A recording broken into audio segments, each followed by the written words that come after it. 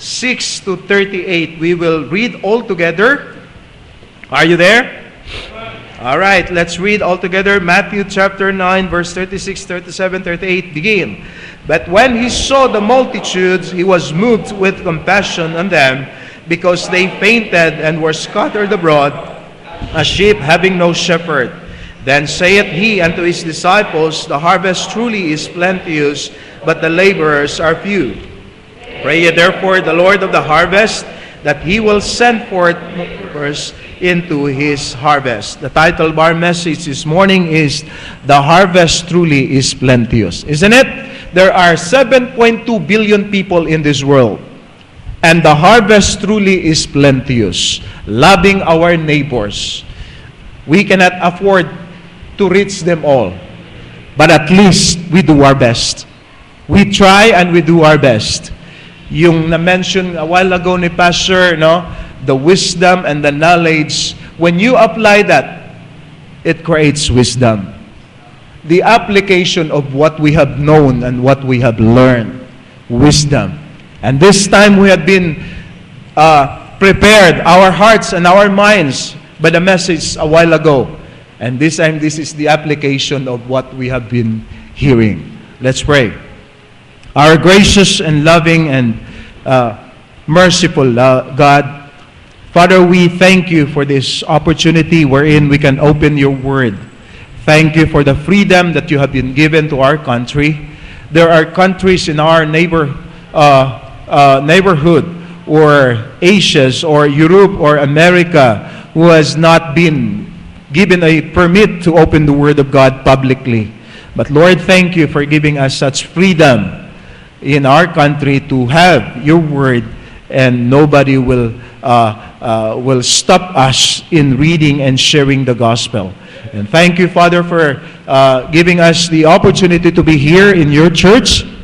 Thank you for gathering us to worship you, and help us to worship you in spirit and in truth. May you bless our hearts, our minds today.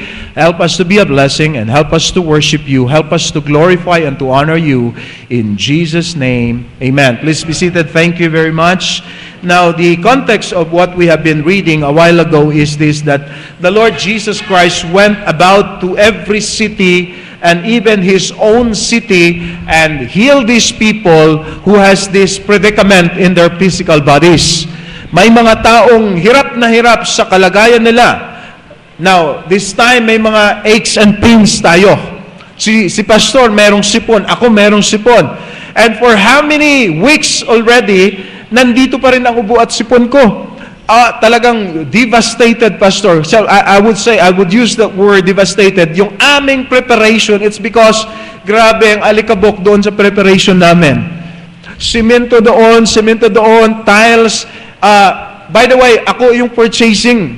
Ako yung nagpa-purchase ng mga materials. So I go from different places in Metro Manila para mag-canvas ng mga bagay, ng mga materials, and then I would say, Pastor, ito ang pinakamura, so I buy. Now, I saw your lights, napakadami dito. Napakadami. Hindi po ako kumikita dito at hindi po ako kikita. Ako lang po ang yesterday, we closed the deal. Business po muna. We closed the deal. Meron po nag-o-offer sa mga churches ng LED light, LED. For 1 year, payable for 1 year. Less 20%. Ako pong kausap lagi. Itong light na ito. Ito ay 1 bulb or 1 fluorescent light bulb is 40 watts. Plus balas, 50. Now, yung LED light ngayon po na ini-introduce sa church sa Bethany ay 18 watts lang. Ang lumens ay napakaliwanag. 18 watts lang. Ang lumens ay 1,900 lumens. Walang-wala po ito. Sinubukan na po sa office ni Pastor Nable. And all of the lights of Bethany will be changed. Walang cash out, Pastor. Walang cash out. Gusto ko lang po ma-introduce na ito sa mga churches because malaking tipid po ito. 50 watts versus 18 watts. I don't know kung magkano kilowatt dito sa Las Piñas but sa Makati napakamahal. And ito po, kung gusto nyo po, if you are interested, even sa mga residential, just tell me later on, and I will tell the pastor. Actually, dalawang pastor po ito, Baptist pastors ito, ang nag-i-introduce ng LED light. Eureka, ang kanilang company. Kung gusto nyo po, ang Bethany po, there are more than 700 lights ang Bethany Baptist Church. Papalitan po nila. In terms, less 20%. Now, let's go to the message. Now, the Lord Jesus Christ saw this multitude. When He saw this multitude, He was moved with compassion. We're talking about love a while ago, Pastor. And this time, it's another love, which is the agape love, the love of God. You know, sometimes we do love for other people, but it's not the way God's love. Sometimes there is a saying, you can give without loving, but you cannot love without giving. You cannot afford not to do something for that person if you love that person. You cannot afford not to share something if you love that person. Pag nakikita mo nagugutom ang isang mahal mo sa buhay, you cannot afford. Ako nakikita ko yung anak ko Baby pa lang po, late na po ako nag-asawa. Pero yung misis ko po, yun yung younger. Yun po yung blessing ng Panginoon sa akin. Pagka nasa Panginoon ka at naglilingkod ka, yung may mga blessing talaga na ibibigay ng Panginoon. And so, wag ba nakikita ko yung baby ko, imbes na ako ang susubo, siya na lang, ibibigay ko na lang sa kanya because I love my daughter. And so, when we love person, we cannot afford not to do something for them. And this is what we're talking about, the love, loving our neighbor. And the best love that we can give to them is the love of God. The love of the Lord Jesus Christ. For God so loved the world that He gave His only begotten Son, that whosoever believeth in Him should not perish, but have everlasting life. This is the kind of love. This is not the greatest love that somebody sings and songs. No, the greatest love of all is loving yourself. It's not. The greatest love of all is the love of the Lord Jesus Christ. And this is the love that God wants us to share to our neighbor. Isn't it God says also in Acts 1:8 that ye shall be witnesses unto me, both, that means the word both, simultaneous. At the same instant, together, kasabay, in Jerusalem. Jerusalem speaks of our neighbor. Judea, Samaria, and unto the uttermost part of the earth. We do not just do just here, but we go globally. World. And so, salamat sa Panginoon that God calls missionary to our country, and missionaries also to go to different areas in this world at the same instant, simultaneously. But the Lord Jesus Christ, see here, when He saw the multitude, He was moved with compassion. Bakit kaya when Jesus Christ saw this multitude, He was moved with compassion? Because number one, Jesus Christ saw, He had an eye that saw the need of these people more than the physical aspect. The Lord Jesus Christ, He knew that these people were looking for the Lord Jesus Christ. And when the Lord Jesus Christ went to the other way, went to the other side, He rode the boat. And when the multitude knew that the Lord Jesus Christ went to the other side, they followed on foot. And these people were exhausted.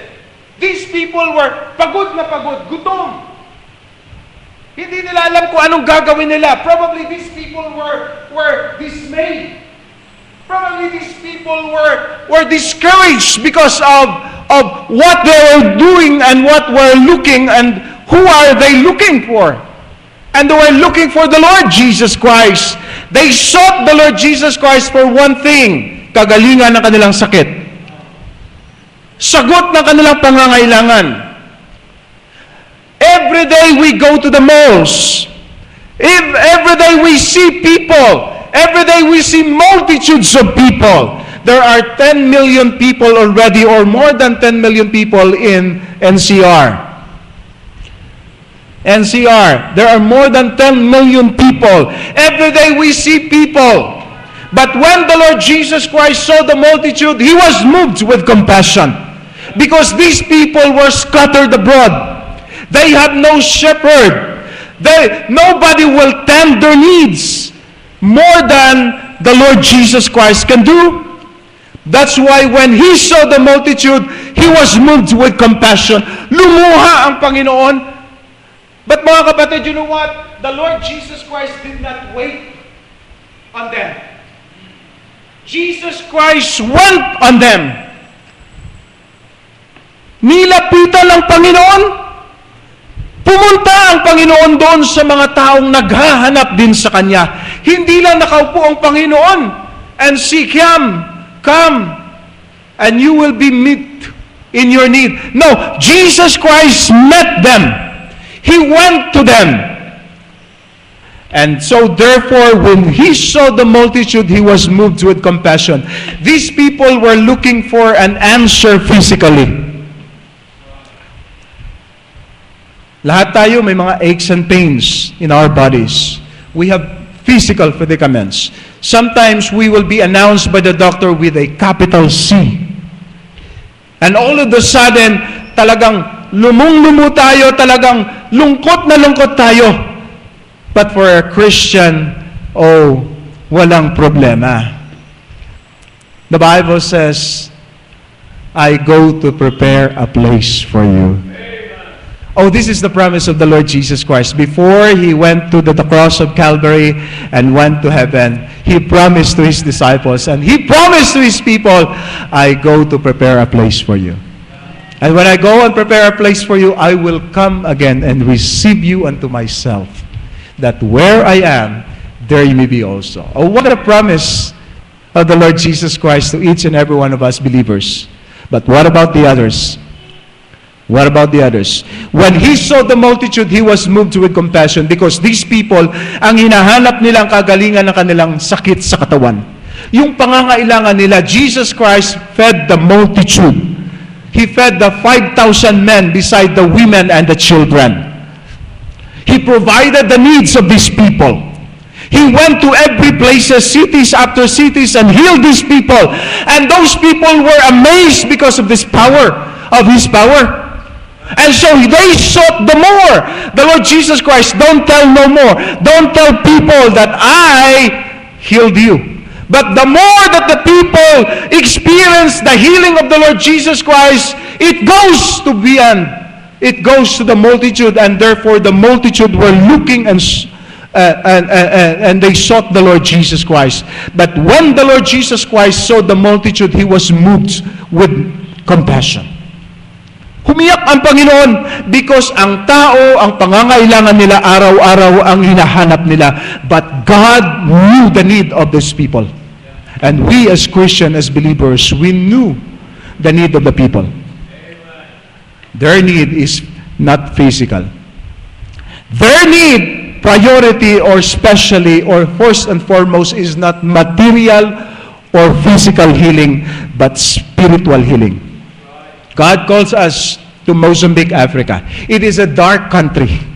Dark ang skin, dark ang country, mainit, gutom, malayo. They are in spiritual darkness too. God will bring us there, not to lead the people to the promised land. 4,000 years ago, God called Moses in the Bible to lead these people to the promised land, but to lead the Mozambican people to the saving knowledge of the Lord Jesus Christ. And so therefore, He had an eye that saw more than the physical or the material need or even material food or physical food. But Jesus Christ had an eye that saw the spiritual need of these people. Not only that He had an eye that saw the need, He had also the heart that feels their broken spirit, their loneliness, and their weariness. Alam niyo po, ang mga tao, busy lang po yan, pero pagod na yan. Wala po silang katuturan ng ginagawa nila.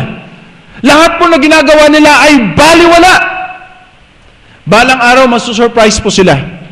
These people who says that Jesus Christ is my Savior, in a false way, in a false doctrine, balang araw, it's all in vain.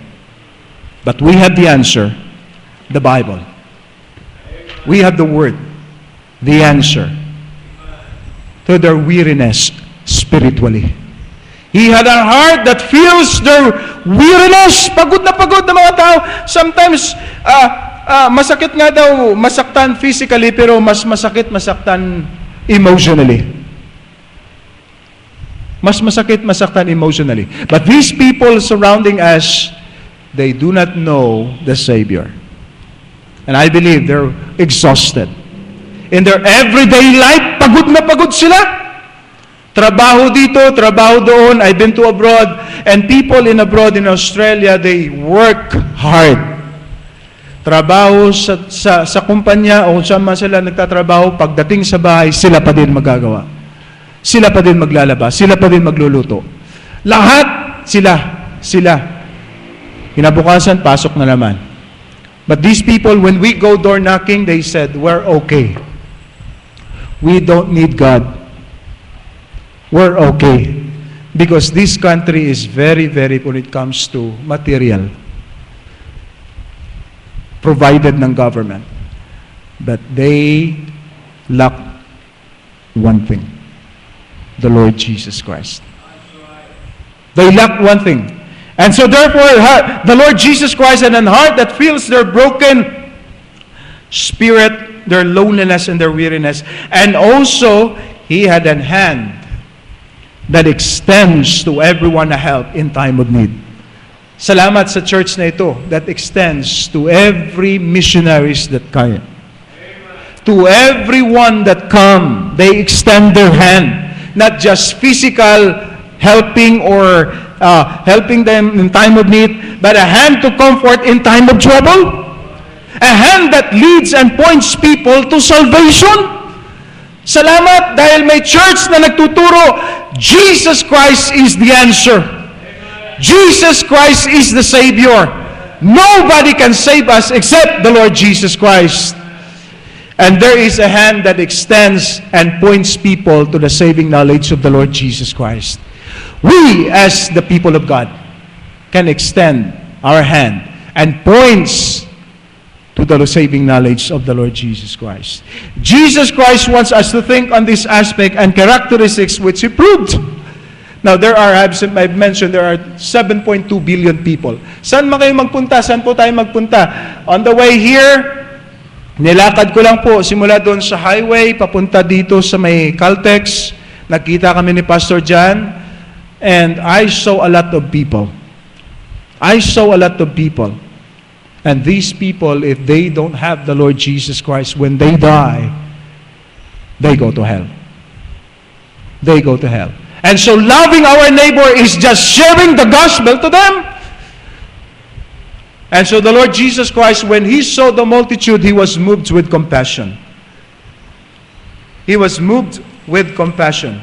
Because they fainted and were scattered abroad as sheep having no shepherd. Now the challenge for us this morning is this in verse 37 and 38. Then saith He unto His disciples, the harvest truly is plenteous, but the laborers are few.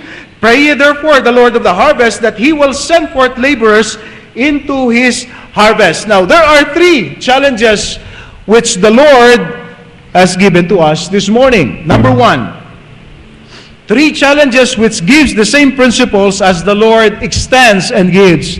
He had an eye that saw the need of these people. He had a heart that feels their weariness and their loneliness.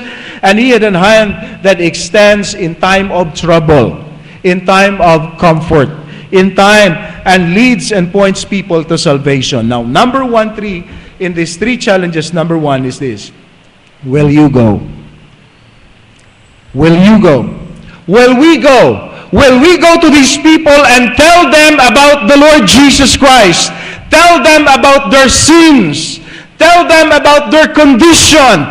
That they don't need really material needs first and foremost, but Jesus Christ. When we have Christ, ano sabi sa kanta? When we have Christ, we are more than conqueror. We are more than conqueror when we have Christ. Will you go? This is the challenge for each and every one of us in Matthew 28:19. Go ye therefore and teach all nations, baptizing them in the name of the Father, of the Son, of the Holy Ghost. And lo, I am with you always, even unto the end of the world.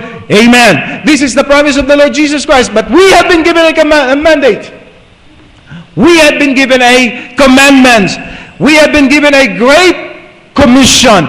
Each and every one of us, members of this local church here in the Philippines, we have been given a challenge. Will we go to these people? Will we go to our neighbor? Will we go to our loved ones? Will we go to our office mates, workmates, neighbor, classmate, best friends, mother, father, brothers or sisters, or even our enemies, Pastor? Will we go to them? You don't need to go to Mozambique for you to become a missionary. The moment you see the Lord Jesus Christ, the moment you see the cross, you are already a missionary in your own right. You can tell the story about the Lord Jesus Christ, how the Lord saved you, how the Lord saved me. We can tell to everyone. But the challenge is, will we go? Will we go and see these people, this multitude, and tell them about the Lord Jesus Christ? Now, if the Lord is convicting you right now to go with me in Mozambique, why not? Because people in Mozambique needs the Lord Jesus Christ also. They need the saving knowledge of the Lord Jesus Christ. They need the Savior, the Lord Jesus Christ. You know, one of the practices of Mozambique is Voodooism and witchcraft. Meron po akong presentation dyan. Sayang di lang natin napapanood, but next time probably. May mga practice sila. They slap the head of these people, of this man. Slap hanggang sa, wow, they were blinded because of this practice. That they think that they can do something out of this, but they cannot, except the Lord. Except the Lord. This is a blessing wherein God has given to us a privilege to share the gospel of the Lord Jesus Christ. Now there are more than 127 missionaries, families under ABC. Somebody says that tayo na daw pinaka number one na daw tayo, the nation that sends missionaries to different areas. Salamat sa Panginoon. Habang tayo, we reach out our country, we reach out our local, we reach out our Jerusalem, we do also share. We do also send missionaries to different areas. And now, because of your prayer, we are the answer. We are the answer. God says, pray ye therefore the Lord of the harvest, that He will send forth more laborers into His harvest. And so therefore God will send me there to Mozambique, Africa, and to reach these people with the gospel of the Lord Jesus Christ. Will we go? Now, reasons why others do not go. Reasons why others do not go. Number one, wrong priority. Because of wrong priority. Somebody says, many believers are after on what's the latest rather than what's the greatest. Kung ano bang latest ngayon? Young people, ano bang gusto nyo? Ano bang gusto natin? Career? O yung serving the Lord? There's a song says, only one life, so soon it will pass. Only what's done for Christ will last.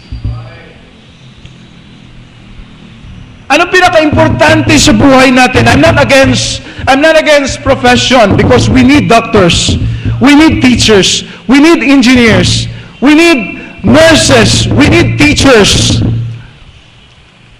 But God is calling for someone who will go and tell these people about the Lord Jesus Christ. There's a reason why others do not go. It's because of their wrong priority. Mas nauuna pa yung mga bagay na less priority dapat. The very, very first and foremost priority that we should do as Christian is to love the Lord. and to love our neighbor. As we love our neighbor, we tell them about the Lord Jesus Christ. Na-mention kanina ni Pastor June that we're not doing a social gospel dito. No, si Joel Austin, yun yung social gospel. He does not teach about the wrath of God, the judgment of God, but he only tells about the love of God. Yes, God is love, but He also is, judgment is coming. Darating ang judgment ng Panginoon sa mga taong hindi ligtas. And we have been given the mandate to go and tell these people. But if we do not go, we have a wrong priority of our life. What's the greatest? Or what's the latest? Wrong priority. Not only that wrong priority, but fear. Takot. Takot mag-share. Fear of what? Fear of rejection. Baka kasi pag nag-share ako, hindi nila tatanggapin, tatanggihan nila. It's okay. Hindi naman lahat tumatanggap. Jesus Christ came to His own and His own received Him not. Normal po yun pagka na-reject po tayo. Because we have a common enemy. Our common enemy is Satan. And he would do something to oppose the Word of God. To blind the people of God, to blind the men, so that men will not hear the truth and will not be shined by the lights of the gospel of Jesus Christ. He is the author of darkness. He blinds men from the truth, from the Word of God, and we have the truth. We are the light that shines to the darkness. And we have been given. We should not be fear, or we should not be in fear. Huwag matakot. Mag-share ng salita ng Panginoon. Now in our country, tayo lang ata yung country na may freedom to share the gospel openly. Sa ibang bansa, sa Vietnam, sa China, bawal ang gospel, bawal ang salita ng Panginoon. Hindi ka pwedeng mag-open, even in America right now, mga kapatid, bawal na ang Bible publicly. Wala na sa school, wala na sa White House. Even prayer was stopped by Obama right now in White House. A while ago, yesterday, we've been hearing a preaching from a pastor in America, a Filipino pastor in America, in Carson City, California. He mentioned that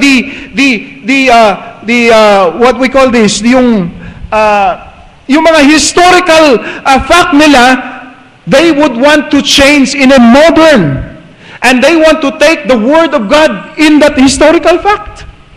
Because ayaw nila mapasama ang Diyos sa kanila. So what happened before, American was used by God, but now they show away God in their school, in their home. So what happened to America will be also here if we're not careful. Somebody says, if America catches cold, Philippines sneezes. Kung anong ginagawa ng Amerika, ginagaya ng Pilipino, would to God, before it happens, we do our best to go to these people, and we should not but have that fear. Fear of rejection? Takot ba tayo na i-reject ng mga tao? So be it, as long as we are doing our part as missionary in our own local rights. We share the gospel. If the people will reject you, welcome to this world. Lahat naman dito may rejection eh. May mga opposition naman talaga. Even sa Senado meron. Sa Congress may opposition din eh. Sa gospel may opposition din, and Satan will oppose that. Expect that. Sometimes we do expect the unexpected. That Satan will oppose, but do not have that fear of rejection. Fear of rejection, fear of frustration. 10 beses mo na siya in-invite sa church na umattend. 10 beses siya may reason not to go. It's okay. Just continue on.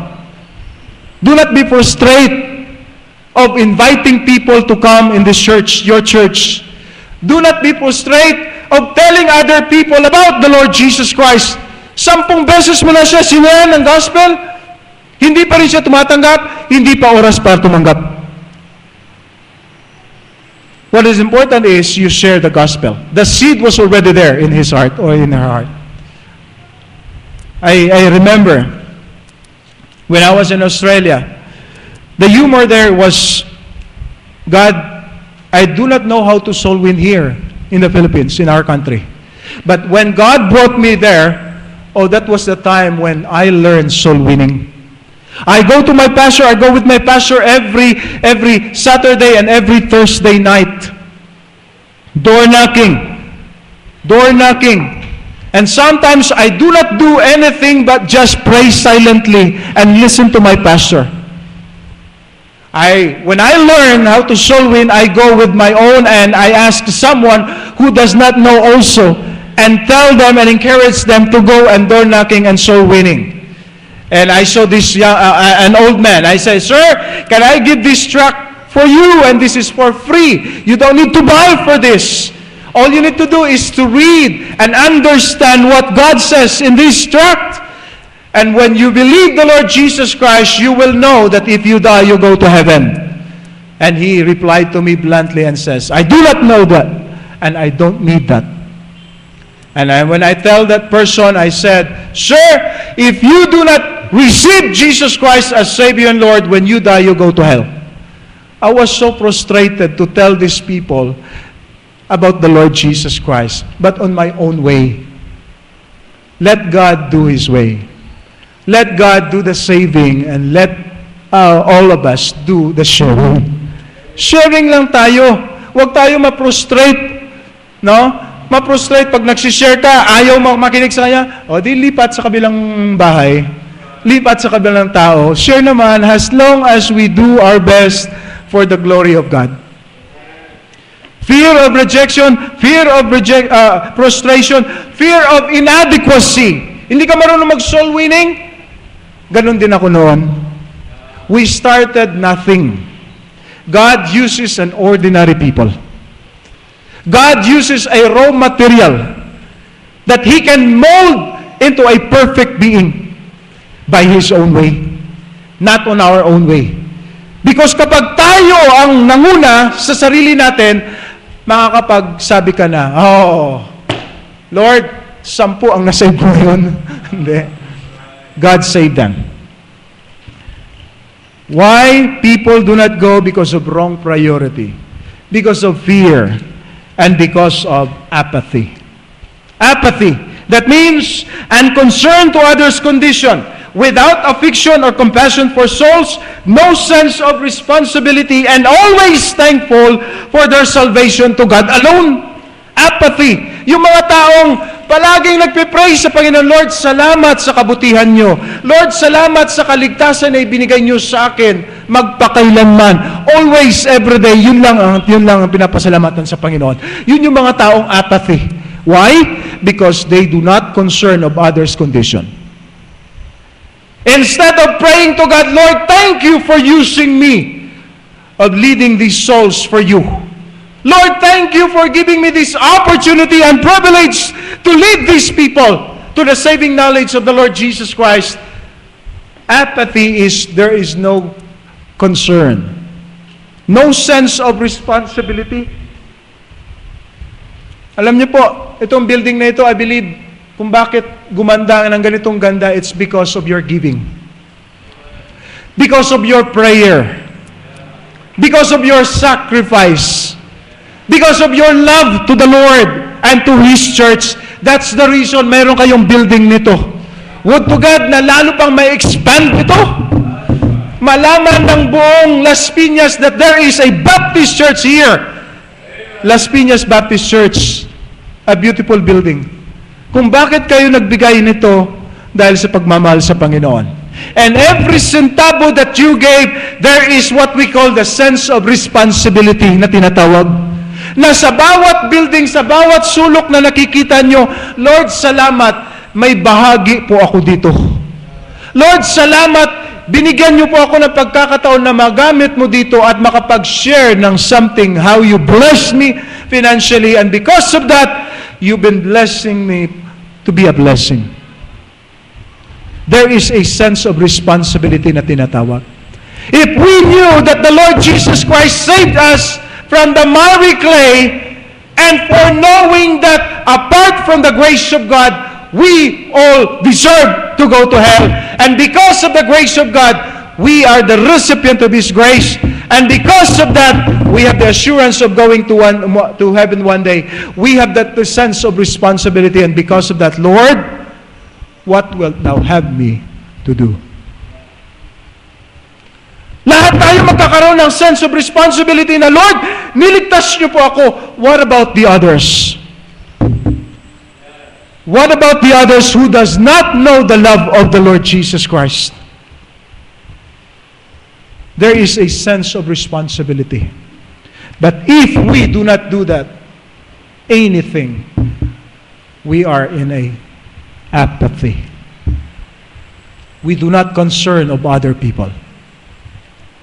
Every second there are 2 or 3 person died. Every second. Kada patak ng segundo, may namamatay.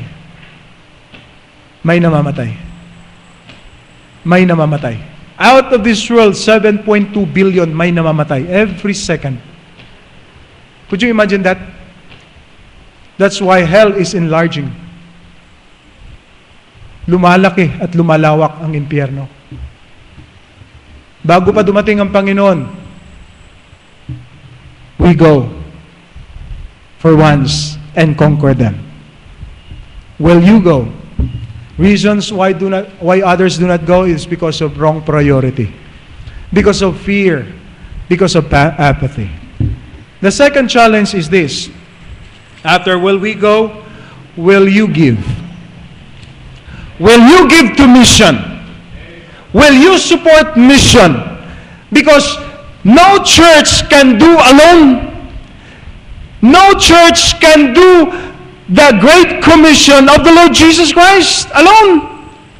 But in partnership with the missionaries. In partnership with the missions already in the field. Could you imagine that? One day there would be Africans who will shake your hand in heaven and say, thank you for sending missionaries to our country, for supporting missionaries and send to our country, and because of that, we are the recipients of the grace of God. You know what? Habang kayo ay naglilingkod sa Panginoon at nagsusupport sa Panginoon at nagsusupport sa mission, nagbibigay sa faith promise, you know what? Mahimbing ang ating pagkakatulog sa gabi. Madaling araw, ang sarap matulog. May nagtatrabaho sa atin doon sa dakong mundo. Because on the other side, umaga at naglilingkod para sa atin. Reaching out the souls of man. God is not willing that any should perish, but that all should come to repentance. Will you go? Will you give? You know, when you invest something, there is what we call a dividend na tinatawag. Pag nag-deposit ka ng pera mo sa bangko, I do believe siguro may 3% annually ang interest of all the sum of your money na inibinigay mo. I don't know kung magkano na ngayon ang interest. Pero I do believe lang, yun lang ang pagkakaalam ko. 3% lang annually ang alam ko. When you invest something, there is a dividend na tinatawag. But when you invest your money in heaven, there is eternal dividend na tinatawag. There is eternal dividend na walang talo. Somebody says, may storya. Mayroong isang mayaman, Kristiyano. Curipot siya magbigay. Curipot. Stingy ba? Stingy. Maliit lang binibigay niya sa offering. Hindi pa nagbibigay ng tithes. Baka hindi naniniwala sa tithes. Bako sa paniniwala niya, baka sa Old Testament daw yung tithes. Ang tithes ay nasa New Testament pa din. Grace giving nga tayo eh. More than tithes actually. No? So because of this old rich man, hindi siya naniniwala. Maliit lang binibigay niya. When that rich old man namatay, of course, St. Peter, welcome siya ni Pedro. At nang pagdating niya, welcome siya ni San Pedro, sabi niya, is this heaven? Sabi ni San Pedro, yes. Welcome to heaven. Where is my mansion? Sabi niya, where is my mansion? Habang naglalakad sila, silent si Peter. Walang salita, wala sinabi si Peter, kahit isa. Naglalakad sila, is this my mansion? Is this my mansion? Is this my mansion? Habang palayo na palayo, paliit na paliit yung mga bahay, mga mansion. Hanggang sa dulo na sinasabundok na. Nakita niya, sabi ni Pedro, nakita mo yon? Yung kubo? Nakita mo yung kubo na yan sa taas? Hindi pa tapos. Yun ang iyo. Sabi ni, di ba promise ng Panginoon mansion? Pero yun yung iyo. Bakit nagkaganon? Yun kasi nung nasa lupa ka pa, yun ang investment mo. Maliit lang kasi ang investment mo. Kaya ang material na nabili ko, yun lang. Material na nabili ko, yun lang. Kaya yun lang ang sa iyo. Kaya pag nag-invest na po kayo sa langit, branch, Las Piñas Baptist Church. Ang branch dito. May branch dito sa langit. No? Pag nag-impok na ba kayo, walang lugi po ang nag-iimpok sa langit. May eternal dividend po. You cannot outgive God. We cannot outgive God. The more that you give, the more that you will receive, so that you can give more. Yun lang yun eh. Ayaw ng Panginoon hinuhoard yung mga blessing natin. Ayaw lang tinikip lang tayo, nakinikip. Gusto ng Panginoon kapag binibless tayo ng Panginoon, maging blessing din tayo sa ibang tao. And so when we've been a blessing to other people, God bless us more. Channels of blessing lang po tayo, mga kapatid. Channels of blessing lang tayo. Now, our giving, the Bible says in Acts 20:35, the Bible says here, it is more blessed to give than to receive. In Luke 6:38, give and it shall be given unto you. Good measure, pressed down and shaken together and running over, shall men give into your bosom. For with the same measure that ye meet withal, it shall be measured to you again. Kung ano ang ibinigay mo, yun din ang palukat na ibibigay ng Panginoon sa iyo. Kaya, cheerful giver dapat tayo. Masayahin na nagbibigay. Ayaw ng Panginoon yung puchy lips, yung nagbibigay na, offering na naman. Sa Bethany po, 4 na beses po kami nag-offering sa isang service. 4 po na beses po kami nag-offering. At sa una, masakit. Pero habang yung manok, sino pa mahilig magsabong? Negros, maraming manok. Habang nasasaktan yung manok, lalong lumalaban. No, lalong lumalaban. Tayo naman mga kapatid, habang patuloy na nagbibigay tayo, nagiging magaan na sa atin. Kapag nasanay po kayo, sabi nila, it takes 16 times for you to become body clock. Pag gusto mong gumising ng 6 o'clock ng umaga, 16 times daw. Gumising ka ng 6:00. At the 17th time, hindi mo na kailangan ng wall clock o alarm clock. Gigising ka na kusa. Mauunahan mo na yung tilaok ng manok. Gigising ka na. Kasi it takes repetition daw. It takes repetition. Kaya, sa una, masakit. Pero katagalan, habang nagbibigay ka, sasabihin ko naman sa Panginoon, wala po talaga ako, pasensya na po. Pero pag mayroon naman, Lord, salamat sa privilege na makapagbigay. Alam niyo po, hindi kayo mawawalan. Ibe-bless kayo ng Panginoon, lalo. Ipoprovide ng Panginoon. Walang taong nagutom na nagbigay sa Panginoon. The widow woman in Zarephath, isang kainan na lang, may dumating na missionary. At ang sabi ng missionary, feed me first. Could you imagine that? Feed me first.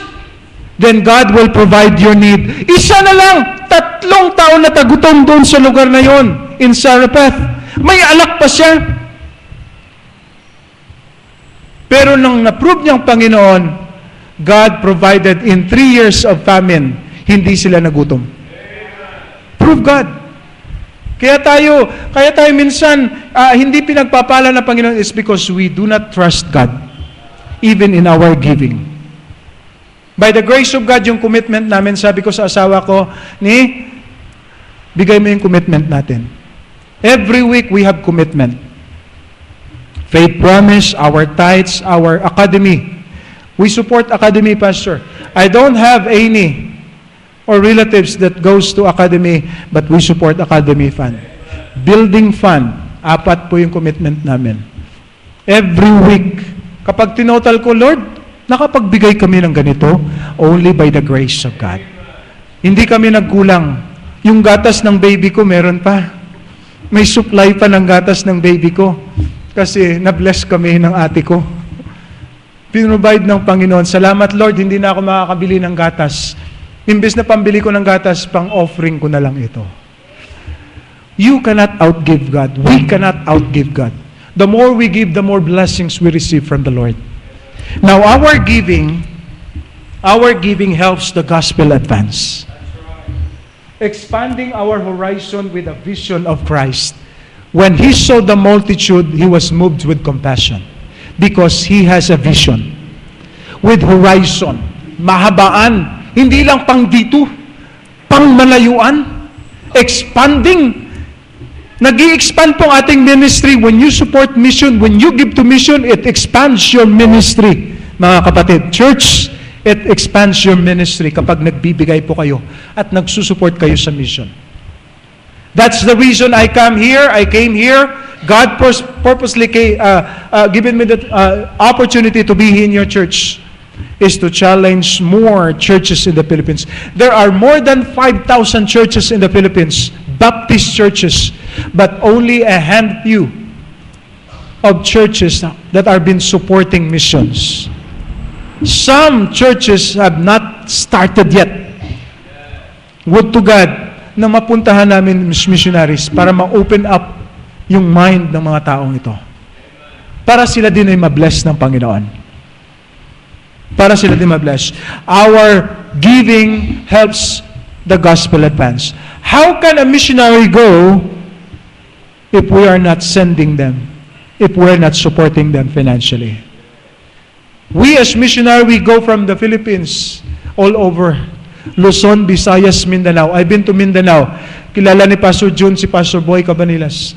Na-met ko na po yon sa Mindanao. Nagkita na po kami. And he is also supporting mission, Pastor.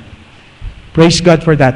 That there are in Mindanao, churches in Mindanao that loves mission and missionaries. At pag nandun ako, talagang alaga kami, mga missionary. Kaya it's my time, nung dumating yung mga kaibigan kong pastor sa Mindanao, it's my time to take care of them also. Nung nandito sila sa aming missions conference, pinapasyal ko sila at kung saan-saan man, opportunity to serve them as pastor. Ganun lang tayo naglilingkod tayo sa isa't isa as we serve the Lord, our first and foremost master. Our giving helps the gospel advance. Kung hindi yung mga Amerikano pumunta dito at sinuportahan ng mga local Baptist churches doon sa Amerika, hindi sila nakarating dito. I do believe hindi tayo na-reach out dito. We are the recipients of their obedience to the Lord. Because of their obedience to the Lord, they left their comfort zone. We will leave our comfort zone also here. Sa Mozambique, wala pong Mall of Asia doon. Wala pong cash and carry na malapit sa amin. 5 minutes away, may mall sa amin, sa Bethany Baptist Church, cash and carry mall. Bago, Pastor, kalaban ng Bethany. Kasi yung offering na pupunta doon, yung commitment na pupunta doon na sa shopping, imbis na ibigay sa offering, kalaban ng Bethany yun. No? Walang ukay-ukay doon. Pero I believe may Mall of Mozambique naman siguro doon. May itim ang mga tao doon. Praise God, kahit nasunog ako, akong pinakagwapo doon, mga kapatid. Yung anak ko, magiging Miss Universe doon. Yun lang ang consolation namin. Malalayo kami sa pamilya namin. Umiiyak ng nanay ko. Yung mother-in-law ko, yung father-in-law ko, takot na takot sa aking asawa na mawawala sa kanila. Panganay yung aking asawa. Takot na takot sila. Mahihiwalay kami sa kanila. Pero this is God's call in our lives. To reach them all. Hindi man siguro to reach them all. At least makarinig sila na salita ng Panginoon. My vision is to train national to reach their own people with the same gospel. The Lord Jesus Christ. Our gospel helps the gospel advance. Our giving helps the missionary go. Our giving helps sustain the need of the work. And our giving is our investment. Eternal reward one day in heaven. Well done, thou good and faithful servants of the Lord. Enter thou into the joy of thy Lord. One day we will be commending by God, by the Lord Jesus Christ himself. And he would say, welcome, thou good and faithful servant. We are a good stewards of the manifold grace of God. Katiwala lang po tayo. Lahat na meron kayo, lahat na meron ako, lahat na meron tayo, galing sa Panginoon. Everything is received, not achieved. And we should be a good stewards of the manifold grace of God. Lastly, salamat. Tapos na. Will you go? Will you give? You know this. Will you pray? It does not cost you nothing. It does not cost you anything. You just simply kneel down and pray to the Lord. Lord, send more missionaries to different places in the world. Even to our country, Lord, we need also local pastors and missionaries. There are 90 million Filipinos in our country. Then in as much as we reach out our own people, we do also reaching people who is not our own. Hindi lang tayo nakakonsentrate sa Pilipinas. Because this is not just a need, mga kapatid. Kasi kung need lang, hindi ako aalis dito sa Pilipinas. Because ang Pilipinas may need din also. Everywhere you go, there is a need. Kahit na nga magkadikit-dikit yung Baptist Church dito, hindi pa rin mauupos yung mga tao, ma-reach out. There is a need. Pero hindi ito need, calling talaga ng Panginoon ito. At hindi pa uso-uso ito, marami na mga missionary na lumuluwas kasi may support. Hindi po. I would rather stay here. I had my pinsan, my cousin, who is a sikat na engineer dito sa The Port. Ino-opera ni Henry C. na maging director ng SMDC. Pero hindi niya tinanggap dahil kilala siya dito, vice president siya ng company dito sa The Port. Ino-opera niya ako ng work because I work in Australia for 6 years sa interior design. And we do hotels, shopping malls, residential and commercial buildings. But I said, God called me to the ministry. When I go full-time in the ministry, I have received nothing. Even a single peso, wala akong natanggap sa Bethany. And for how many years I did not complain because I know God is faithful. God is faithful. Now I receive, but I give it to my offering because I know God can provide. If we only obey obedience to the Lord, God will bless our lives. God will bless our family. God will bless our church. And God bless our country in reaching them with the gospel. Will you pray? Pray therefore the Lord of the harvest that He will send forth laborers into His vineyard. Pray to God for an opportunity. Do not just pray to God always and thank you for, Lord, thank you for the food. Thank you for protecting me, protecting us, guiding us, and for all the blessings that you bestowed upon us. But pray to God for an opportunity that God will use us mightily for His glory and His honor. No, the very Apostle Paul said, Lord, what wilt thou have me to do? This was after his conversion on the road to Damascus. Immediately he asked the Lord what to do for good, for God. Nung na siya'y naligtas doon sa road of Damascus, unang-unang niya sinabi sa Panginoon, Lord, ano pong nais yung ipagawa sa akin ngayong akong Kristiyano na? Ngayong ako'y ligtas na. Lord, ano pong nais niyong ipagawa sa akin? And this must be our prayer also. Lord, what wilt thou have me to do?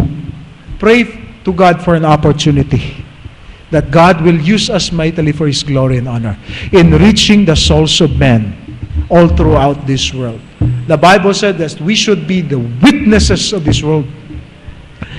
Desire to win souls for Christ every day. That should be the greatest desire. That should be the greatest desire.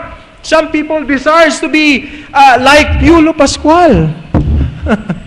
Some people desires to be like the famous person.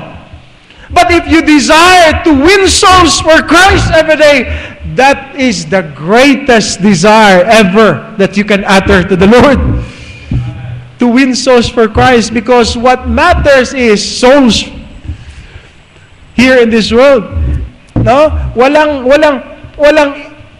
bagay dito sa mundo na magtatagal. Only the Word of God and the souls of men. Heaven and earth shall pass away, but my word shall not pass away. And the souls of men, because souls is eternal. Either eternally in heaven or eternally in hell. Desire to win souls for Christ every day. Pray for more laborers in the field. Thank you for your prayers. And because of that, we are one of the answers of your prayer. That God sent us to Mozambique. Would to God, next year, as God provides, that we may be able to go with my family and pray for the lost loved ones, friends, and relatives. And as we follow on these three challenges, we are answering God's call to our lives and fulfilling the Great Commission as mandated and given to His church. This is the church of the Lord Jesus Christ. He is the head. The pastor is the under-shepherd. This is His church. And God, the Lord Jesus Christ, is giving the mandate to His church. Go ye into all the world and preach the gospel of the Lord Jesus Christ. Would to God that each and every one of us will be challenged by these three challenges. Will you go? Will you give? Will you pray? Shall we all stand, please, as we pray? Heavenly Father, we thank you for this opportunity wherein you have been given us to be challenged once again. This morning or a while ago, our first message is all about loving the Lord with all our heart, with our soul, with all our strength, and loving our neighbors. And as we love our neighbors, we pray that God will use us mightily, that we may be able to share the gospel of the Lord Jesus Christ to our neighbors, to our relatives, to our loved ones, to the ones who does not know the Lord Jesus Christ, and even going to the uttermost part of the earth. As you call missionaries, Lord, thank you for using churches that has been supporting missions. Thank you for your people that loves mission and loves souls.